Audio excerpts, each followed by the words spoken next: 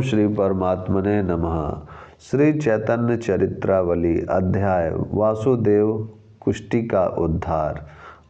आगे प्रभु के प्रसाद पा लेने पर ब्राह्मण ने दूसरी ओर प्रभु के विश्राम की व्यवस्था कर दी और प्रभु के अवशेष अन्न को प्रसाद समझकर ब्राह्मण ने अपने संपूर्ण परिवारों के सहित उस अन्न को ग्रहण किया। महाप्रभु एक और विश्राम कर रहे थे। कुर्म ब्राह्मण धीरे धीरे प्रभु के पैरों को दबाने लगा। पैरों को दबाते दबाते उसने कहा, प्रभु, यह गृहस्थ का जंजाल तो बड़ा ही बुरा है। इसमें रहकर भगवत चिंतन हो ही नहीं सकता। अब तो मैं इस माया जाल से बहुत ही उब गया हूँ। अब मेरा जैसे भी समझे उद्धार कीजिए और अपने चरणों की शरण प्रदान कीजिए। यही श्री चरणों में विनम्र प्रार्थना है। प्रभु ने ब्राह्मण के प्रति प्रेम प्रदर्शित करते हुए कहा, विप्रवर, भगवत सेवा समझकर ही तुम घर के सभी कामों को करते रहो। घर में रहकर ही कृष्ण कीर्तन करो और अन्य लोगों को भी इसका उपदेश करो। मैं दक्षिण की यात्रा समाप्त करके जब तक पुरी की ओर लौट कर न आ जाऊं, तब तक तुम यहीं रहकर भगवान नामों का संकीर्तन और प्रचार करते रहो। प्रभु की इन बातों से ब्राह्मण को कुछ संतोष हुआ और उसने उसी समय भगवान नाम संकीर्तन करने का निश्चय कर लिया। उस रात्रि प्रभु उस महाभाग कुर्म ब्राह्मण के ही घर में रहे। प्रातःकाल नित्य कर्म से निवृत्त होकर प्रभु ने आगे के लिए प्रस्थान किया।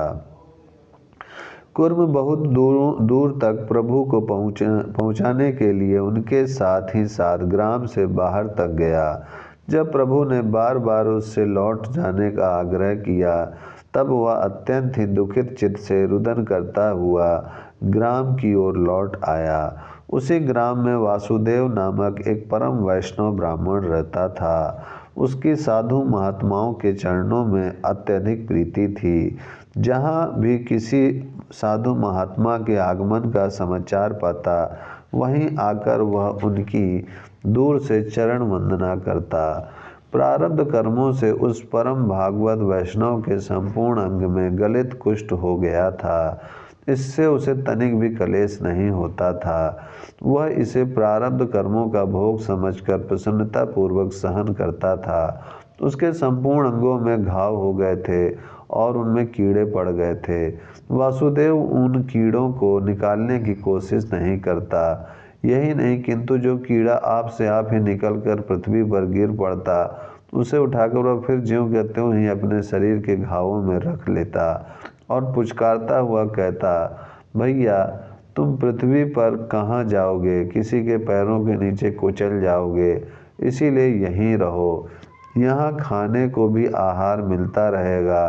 संसारी लोग उसके इस व्यवहार को देखकर हंसते और उसे पागल बताते, किंतु उसे संसारी लोगों की परवाह ही नहीं थी। वह तो अपने प्यारे को प्रसन्न करना चाहता था। संसार यदि बकता है तो उसे बकने दो।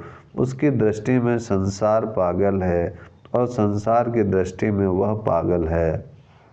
उसने प्रातःकाल सुना कि कुर्मदेव ब्राह्मण के घर में परम तेजस्वी अद्भुत रूप लावण युक्त नूतन अवस्था के एक भगवत भक्त विरक्त सन्यासी आए हैं। उनके दर्शन मात्र से ही हृदय में पवित्र भावों का संचार होने लगता है और जीवा आप से आप ही हरि हरि पुकारने लगती है। इतना सुनते ही वासुदेव उसी समय महाप्रभु के दर्शनों के लिए कुर्म ब्राह्मण के घर दौड़ा आया। वहां आकर उसे पता चला कि प्रभु तो अभी थोड़ी ही देर पहले यहाँ से आगे के लिए चले गए हैं। इतना सुनते ही वह कुष्टी ब्राह्मण भक्त मूर्छित होकर भूमि पर गिर पड़ा और करुण स्वर में रुदन करते हुए विलाप करने लगा। हाय, मैं ऐसा हतभागी निकला कि प्रभु के दर्शनों से भी वंचित रह गया। हे जगतपते, मेरी रक्षा करो। हे अशरण शरण, इस लोक निंदित दीनहीन कंगाल के ऊपर कृपा करके अपने दर्शनों से इस अधम को कृतार्थ करो। हे अंतर्यामी, आप तो घट घट की जानने वाले हैं। आप ही साधु संत भक्त और सन्यासी आदि वेशों से पृथ्वी पर पर्यटन करते हुए संसारी कीचड़ में सने निराश्रित जीवों का उद्धार करते फिरते हैं। भगवान, मेरा तो कोई दूसरा आश्रय ही नहीं। कुटुंब परिवार वालों ने मेरा परित्याग कर दिया है। समाज में मैं अस्पर्श समझा जाता हूँ। कोई भी मुझसे बात नहीं करता। बस केवल आप ही मेरे आश्रय स्थान हैं। मुझे दर्शनों से वंचित रखकर आप आगे क्यों चले गए? मानो वासुदेव की करुण ध्वनि दूर से ही प्रभु ने सुन ली। वे सहसा रास्ते से ही लौट पड़े और कुर्म के घर आकर रोते हुए वासुदेव को बड़े प्रेम से उन्होंने हृदय से लगा लिया। भय के कारण कांपता हुआ और जोरों से पीछे की ओर हटता हुआ वासुदेव कहने लगा, भगवान, आप मेरा स्पर्श ना करें। मेरे शरीर में गलित कुष्ठ है। नाथ, आपके स्वर्ण जैसे सुंदर शरीर में यह अपवित्र पीप लग जाएगा। प्रभु, इस पापी का स्पर्श ना कीजिए। किंतु प्रभु कब सुनने वाले थे? वे तो भक्त वत्सल थे। उन्होंने वासुदेव का दृढ़ आलिंगन करते हुए कहा, वासुदेव, तुम जैसे भगवत भक्तों का स्पर्श करके मैं स्वयं अपने को पावन करना चाहता हूँ। प्रभु का आलिंगन पाते ही पता नहीं वासुदेव के संपूर्ण शरीर का कुष्ठ कहाँ चला गया। वह बात की बात में एकदम स्वस्थ हो गया और उसका संपूर्ण शरीर सुंदर स्वर्ण के समान चमकने लगा। प्रभु की ऐसी कृपालुता देखकर आंखों में से प्रेमाश्रु बहाता हुआ गदगद कंठ से वासुदेव कहने लगे, प्रभु, मुझ जैसे पापी का उद्धार करके आपने अपने पतित पावन नाम को ही सार्थक किया है। पतितों को पावन करना तो आपका विरध ही है। मैं माया मोह में फंसा हुआ अल्पज्ञ प्राणी आपकी स्तुति कर ही क्या सकता हूँ। आपकी विशद वृद्धावली का बखान करना मनुष्य शक्ति के बाहर की बात है। आप नर रूप साक्षात नारायण हैं। आप प्रच्छन्न वेशधारी श्री हरि हैं। आपकी महिमा अपार है। शेषनाग जी सहस्त्र फणों से सृष्टि के अंत तक भी आपके गुणों का बखान नहीं कर सकते।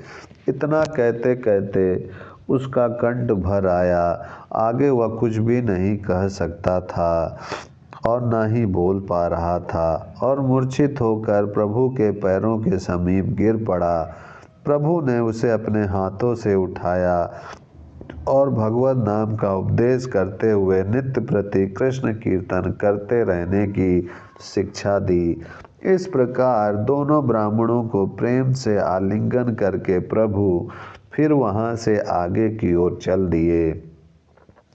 कुर्माचल तीर्थ से चलकर प्रभु नाना ग्रामों में होते हुए जीणन नरसिंह नामक तीर्थ में पहुँचे।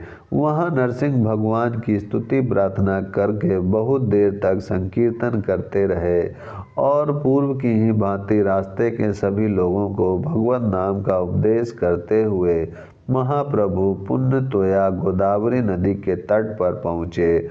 उस स्थान की प्राकृतिक छटा देखकर प्रभु का मन नृत्य करने लगा। उन्हें एकदम वृंदावन का भान होने लगा।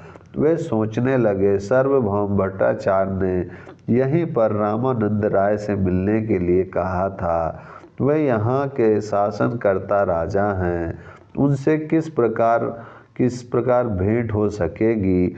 यही सोचते विचारते प्रभु गोदावरी के बिल्कुल तट पर पहुँच गए और वहाँ आकर एक स्थान पर बैठ गए। ओम शांति शांति शांति।